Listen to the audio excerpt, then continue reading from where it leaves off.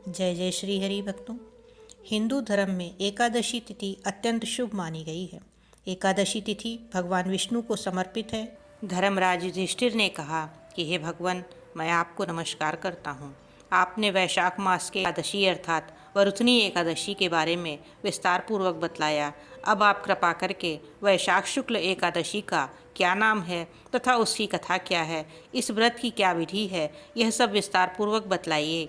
भगवान श्री कृष्ण कहने लगे कि हे धर्मराज, वैशाख मास के शुक्ल पक्ष की एकादशी को मोहिनी एकादशी के नाम से जाना जाता है। मैं आपसे एक कथा कहता हूँ जिसे महर्षि वशिष्ठ ने श्री रामचंद्र जी से कहा था। राजन, आप कृपया ध्यानपूर्वक सुने। मोहिनी एकादशी व्रत कथा इस प्रकार से है। एक समय श्री राम बोले कि हे गुरुदेव, कोई ऐसा व्रत बतलाइए जिससे समस्त पाप और दुखों का नाश हो जाए। मैंने सीता जी के वियोग में बहुत दुख भोगे हैं।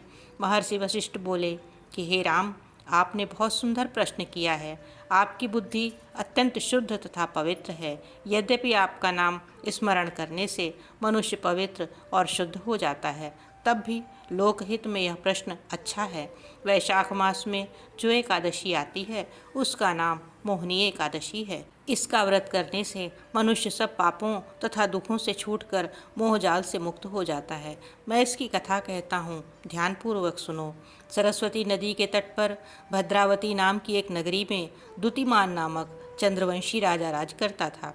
वहाँ धन धान्य से संपन्न व पुण्यवान धनपाल नामक वैश्य भी रहता है। वह अत्यंत धर्मालु और विष्णु भक्त था। उसने नगर में अनेक भोजनालय, प्याऊ, कुएं, सरोवर, धर्मशाला आदि बनवाए थे। सड़कों पर आम, जामुन, नीम आदि के अनेक वृक्ष भी लगवाए थे।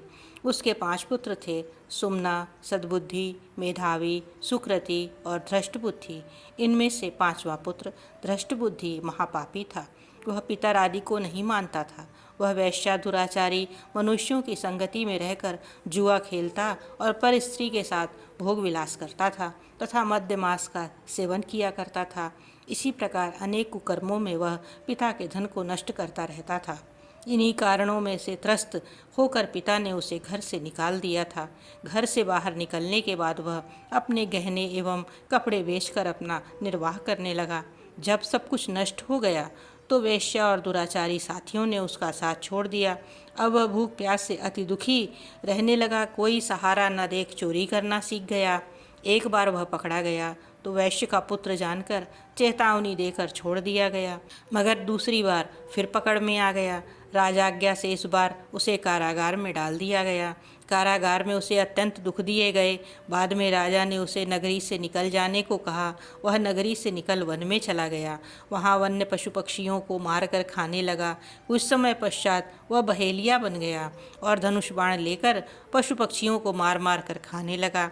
एक दिन भूख प्यास से व्यथित होकर वह खाने की तलाश में घूमता हुआ कौंडिन्य ऋषि के आश्रम में पहुंच गया। उस समय वैशाख मास था और ऋषि गंगा स्नान कर आ रहे थे। उनके भीगे वस्त्रों के छींटे उस पर पड़ने से उसे कुछ सद्बुद्धि प्राप्त हुई। वह कौंडिन्य मुनि से हाथ जोड़कर कहने लगा कि हे मुने, मैंने जीवन में बहुत पाप किए हैं।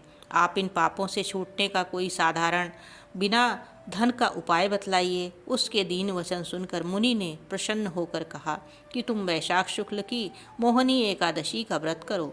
इससे अनेक जन्मों के किए हुए मेरु पर्वत जैसे समस्त महापाप भी नष्ट हो जाते हैं। मुनि के वचन सुनकर वह अत्यंत प्रसन्न हुआ और उनके द्वारा बताई गई विधि के अनुसार व्रत किया। हे राम, इस व्रत के प्रभाव से उसके सब पाप नष्ट हो गए और अंत में वह गरुड़ पर बैठकर विष्णु लोक को गया। इस व्रत से मोह आदि सभी नष्ट हो जाते हैं।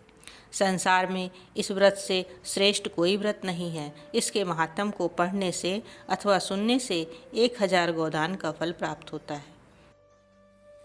इसी के साथ हम आपसे आज विदा लेते हैं और आगे भी इस तरह की पौराणिक एवं धार्मिक कथाओं को सुनने के लिए चैनल को लाइक एवं सब्सक्राइब अवश्य करें।